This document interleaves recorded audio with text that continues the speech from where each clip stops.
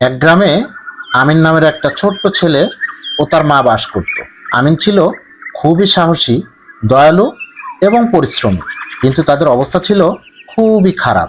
প্রতিদিন সকালে আমিন জঙ্গলে যেত কাঠ কাটতে, আর সন্ধ্যায় ফিরে এসে মাকে সাহায্য করত। তার মা ছিলেন খুবই স্নেহশীল, কিন্তু দারিদ্র্যের কারণে মাঝে মাঝে তিনি খুব কষ্ট পেতেন। মা, আমি কাঠ কাটতে জঙ্গলে গেলাম। সাবধানে থেকো আর তাড়াতাড়ি ফিরে এসো। আমিন এক ঝুলি নিয়ে বনের দিকে রওনা হয়। কিছু দূর যাওয়ার পর সে দেখতে পায় নদীর ধারে কিছু ছেলে মেয়ে খেলছে, কিন্তু তাদের একজন হোঁচট খেয়ে পড়ে যায়। আমার পা ব্যথা পেয়েছে। আরে কিছু হয়নি, এসো আমি তোমাকে তুলে দিই। ধন্যবাদ আমিন ভাইয়া, তুমি খুব ভালো। আমিন বাজারে যায় কিছু শাকসবজি কেনার জন্য, কিন্তু তার হাতে বেশি টাকা নেই। এত কম টাকায় কি কেনা সম্ভব? যাই হোক, মা যেন কিছু খেতে পারে, তার জন্য আমাকে তো কিছু কিনতেই হবে। একজন বৃদ্ধ চাচা ভারী বোঝা নিয়ে ঠিকঠাক মতো হাঁটতে পারছেন না। বোঝাটা অনেক ভারী, কিভাবে নিয়ে যাব? আমি তো আর পারছি না। আমি নিয়ে যেতে সাহায্য করি চাচা। আমিন ভারী বোঝাটা কাঁধে নেয় এবং চাচার সঙ্গে হাঁটতে থাকে। চাচা খুশি হয়ে তাকে অনেক দোয়া দেন। সত্যিই একজন ভালো মানুষ।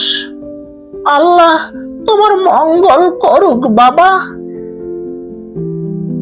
চাচা কৃতজ্ঞ হয়ে আমিনকে কিছু ফল দেন। আমিন খুশি হয়ে সেটা গ্রহণ করেন। সন্ধ্যায় আমিন ও তার মা একসঙ্গে খেতে বসেছে। তাদের খাবার খুবই সাধারণ, ভাত ও সামান্য ডাল। আমার আমিন অনেক ভালো কাজ করেছে আজ। তুই সত্যিই আমার গর্ব বাবা। আমি শুধু চেষ্টা করি সবাইকে সাহায্য করতে, কারণ ভালো কাজ করলে সবাই খুশি থাকে। পরদিন আমিন আবার কাঠ কাটতে জঙ্গলের দিকে রওনা হয়। অনেক বেশি কাঠ কাটতে হবে, মায়ের জন্য আজ ভালো কিছু খাবার আমাকে আনতেই হবে। ও, এটা কি একটা পুরনো লণ্ঠন? ধন্যবাদ আমিন, তুমি আমাকে মুক্ত করেছো। বিনিময়ে আমি তোমার 4টি ইচ্ছা পূরণ করব। বলো, কি চাই তোমার? 4টি ইচ্ছা? সত্যি? তাহলে আমি প্রথমে আমার মায়ের জন্য সুন্দর একটা বাড়ি চাই। বাবা আমিন, এটা কিভাবে সম্ভব হলো? এরপর আমিন দৈত্যের কাছে তার দ্বিতীয় ইচ্ছার কথা বললেন। আমাদের গ্রামে আর যেন কেউ দরিদ্র না থাকে। তোমার হৃদয় তো সত্যিই সোনার মতো। জাদুর ঝলকে গ্রামের সব ধান ফসল দ্বিগুণ হয়ে যায়। মানুষ খুশিতে নাচতে শুরু করে। গ্রামের শিশুদের হাসি মুখে খেতে দেখা যায়। বৃদ্ধরা আশীর্বাদ দিতে থাকে। এরপর আমিনের মা দৈত্যের কাছে বলে, আমাদের গ্রাম সবচেয়ে ধনী হোক। তোমার ইচ্ছায় আমার জন্য আদেশ। গ্রামে বিশাল সব বাজার এবং সোনারূপার ভান্ডার তৈরি হয়। এবং এরপর তিনি আরো বলেন, আমি চাই আমাদের পরিবার রাজ পরিবার হয়ে যাক। আমার জন্য এক সুন্দর প্রাসাদ বানাও। তখন এক ঝলকে রাজপ্রাসাদ তৈরি হয়। মা অভিজাত পোশাকে সজ্জিত হন। এরপর আমিন ধীরে ধীরে বড় হতে থাকে। আমিন সে তো এখন আর সেই ছোট ছেলে নয়, সে এখন বড় হয়েছে। সে এখন রাজা এবং রাজ্যের দায়িত্বভার গ্রহণ করেন। একদিন আমিনের মা ঘোড়ায় চড়ে প্রতিবেশী রাজ্য শ্যামনগরে ঘুরতে যান।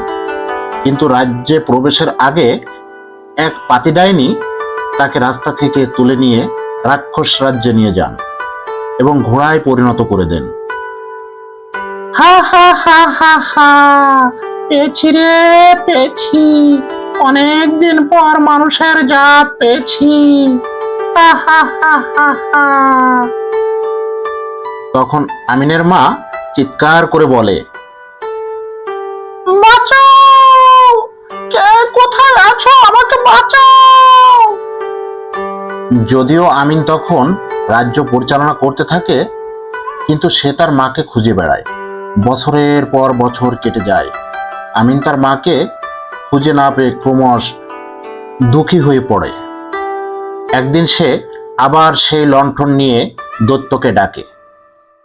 রাজা দৈত্যকে বলে, আমার শেষ ইচ্ছা, আমি আমার মাকে ফিরে পেতে চাই, ফিরিয়ে দাও তুমি আমার মাকে। তখন দৈত্য বলে,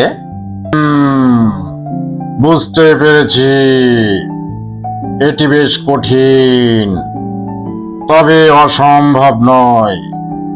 তুমি যদি সাহস দেখাও তবে তোমার মাকে রক্ষা করতে পারবে।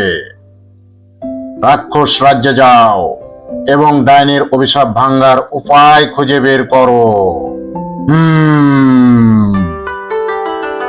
আমিন তার সাহস নিয়ে এক ভয়ঙ্কর অন্ধকার বনে প্রবেশ করে। বনের গাছপালাগুলি যেন জীবন্ত হয়ে ওঠে, আর মাঝে মধ্যে ভয়ার্ত পাখির ডাক। তার সঙ্গে ছিল একটি সাহসী ঘোড়া, যার নাম ছিল রাজা। রাজা ছিল আমিনের জীবনের সবচেয়ে কাছের বন্ধু। একসাথে তারা নতুন এক চ্যালেঞ্জিং যাত্রার পথে পা রেখেছে।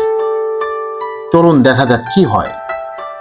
আমিন তার সাথে থাকা ঘোড়াকে বলে, আজকের পথটা আমাদের জন্য সহজ হবে না, কিন্তু আমি তোমার সাথে আছি এবং একসাথে আমরা সবকিছু অতিক্রম করব। ঘোড়া মৃদু হাসি দিয়ে বলে, আমিও তোমার পাশে আছি, ভয়ের কিছু নেই। সেই গহীন অন্ধকার বন পার হয়ে তারা পৌঁছায় এক ভগ্ন সেতুর কাছে। সেতু ছিল এক ভয়ানক জায়গায়, যেখানে ছায়া প্রাণীরা ঘুরে বেড়াত। আমিন বলে, এটি পার হওয়া খুবই কঠিন, কিন্তু আমাদের সামনে এটাই একমাত্র পথ। রাজা, তুমি প্রস্তুত তো? ঘোড়াটি মাথা নেড়ে বলে, হ্যাঁ, আমি প্রস্তুত, আমাদের একসাথে পার হতে হবে। আমিন সতর্কতার সাথে ঘোড়াকে সেতুর উপর চালায়।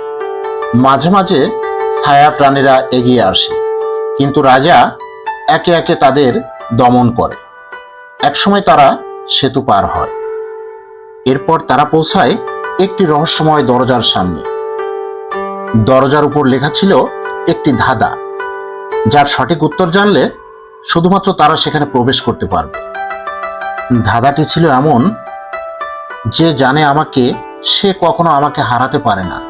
আমি আপন, আমি শূন্য, আমি শেষ। তাহলে আমি কি? তখন ঘোড়াটি মৃদু হেসে বলে, তুমি ভয় পেও না, আমি তোমার সাথে আছি, নিশ্চয়ই তুমি এই উত্তর দিতে পারবে। আমিন চিন্তা করে এবং সে এই ধাঁধার উত্তর খুঁজে বের করে এবং দরজাটি খুলে যায়। সে বলে, ধাঁধার উত্তর হলো সময়। সময় আমাদের সবকিছু জানায়, সময় আমাদের পথ দেখায়। সাথে সাথে দরজাটি খুলে যায়। কিন্তু এখানেই শেষ নয়। তারা পৌঁছায় রাক্ষসদের দুর্গের কাছে। সেখানে রয়েছে দারুণ নিরাপত্তা। প্রতিটি প্রহরী এক যেন ভয়ঙ্কর রাক্ষস। এক পর্যায়ে আমিন ও রাজা প্রহরীদের ফাঁকি দিয়ে কোনোরকম ডাইনির দুর্গে প্রবেশ করে, যেখানে একটি ভয়ঙ্কর মায়াজাল অপেক্ষা করছিল তাদের জন্য। ডাইনি জানতো যে আমিন আসবে, তাই সে এক দুষ্ট ছায়ার জাল তৈরি করেছিল, যাতে আমিন তার মাকে দেখতে পাবে। কিন্তু সবগুলো ছায়া ছিল প্রায় একই রকম। ডাইনি বলে, হা হা হা হা হা, আমি জানি তুমি আসবে আমার রাজ্যে। খুঁজে বের করো তোমার মাকে। মনে রেখো, যদি ভুল করো তাহলে তুমি কিন্তু তোমার মাকে চিরকালের জন্য হারাবে। হা হা হা হা হা হা। ডাইনি, তুমি দেখো, আমি ঠিকই তোমার রাজ্য থেকে আমার মাকে উদ্ধার করে নিয়ে যাব। এরপর আমিন ও রাজা একে একে ছায়াক্লোনের মধ্যে তার মাকে খুঁজতে শুরু করে এবং শেষ পর্যন্ত তারা সত্যিকারের তার মাকে খুঁজে পায়। তখন আমিনের মা সে বুঝতে পারলো যে সে অনেক বেশি লোভ করে ফেলেছিল, আর এই লোভের কারণেই সে এতটা কষ্ট করেছে। কিন্তু ডাইনি তো সহজে ছাড়ার পাত্র নয়। সে চেষ্টা করে তাদের সকলকে আটকে রাখার জন্য। শুরু হয় তুমুল যুদ্ধ। আমিন, দৈত্য আর রাজা নামের সেই ঘোড়াটি সম্মিলিতভাবে ডাইনিকে পরাজিত করে তারা ফিরে যায় রাজ্যে এবং আনন্দে তারা দিন কাটাতে শুরু করে। বন্ধুরা, গল্পটি তোমাদের কাছে কেমন লাগলো? যদি ভালো লেগে থাকে তাহলে চ্যানেলটি সাবস্ক্রাইব করে দাও এবং পাশে থাকা বেল আইকনটি প্রেস করে দাও পরবর্তী ভিডিওর নোটিফিকেশন সবার আগে পাওয়ার জন্য। ভিডিওটি দেখার জন্য অসংখ্য ধন্যবাদ।